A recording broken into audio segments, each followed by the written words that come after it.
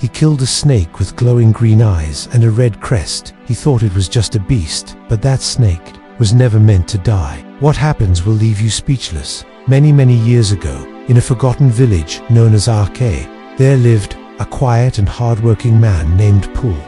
He had a single dream: to cultivate a great paddy field on a patch of land that no one else dared to touch.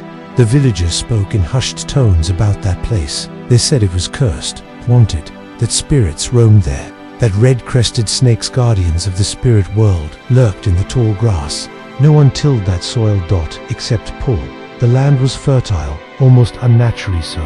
He worked hard day after day under the blazing sun, planting, watering, and praying. Soon, the crops began to rise, lush and golden. The grain was thick, strong, promising a future of abundance. But one morning, Pulle discovered something terrifying.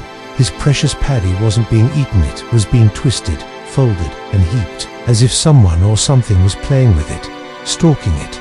He suspected wild animals at first, but deep down, something felt wrong. He sharpened his spear, and each night he stood alone under the moon, waiting. And then, one night, came a snake. Not just any snake.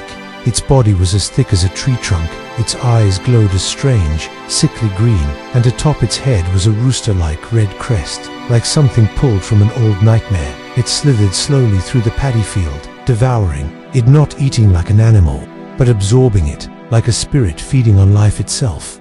Pulle raised his spear. His hands trembled. The night grew still. He thrust the weapon into the beast, and with a horrifying scream, it writhed and died. He staggered home and told his family what he had done. Some were in awe, others terrified. His wife whispered, "You shouldn't have killed it. That wasn't just a snake." That night, Pulle grew feverish. His skin turned pale. His eyes rolled back. He muttered things no one understood, ancient words, foreign voices. His wife made him herbal broths. The village healer burned sacred herbs, but nothing worked. Within days, Pulle died. His wife cried for him until her voice gave out. His relatives buried him with heavy hearts and tried to move on. But the land did not forget. Weeks later, his family returned to his field. What they saw stunned them. The crops had grown more beautiful, more golden than ever. It was as if the earth itself was mourning Pulle, or honoring him. They cried, remembering how hard he had worked. Then his wife, standing among the grains, called out his name, Pulle, and from the field a voice answered, "Ie." She froze. She called again. Again, the voice replied. It followed the sound through the golden stalks, all the way to the mouth of a deep, dark hole at the edge of the field. A chill ran down their spines. There was no wind, no birdsong, only silence, and that breathing sound from below. An old villager whispered, the snake he killed was the guardian spirit of this land. His death wasn't natural, it was the spirit's revenge. And this hole is where his soul rests now. And so, they built a small sitting place by the hole, a shrine.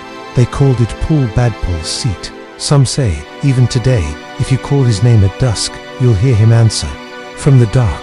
But never mock the land, never walk that field alone, and never forget, some spirits forgive. Some don. T. If this story gave you chills and made your heart ache, don't forget to subscribe. There are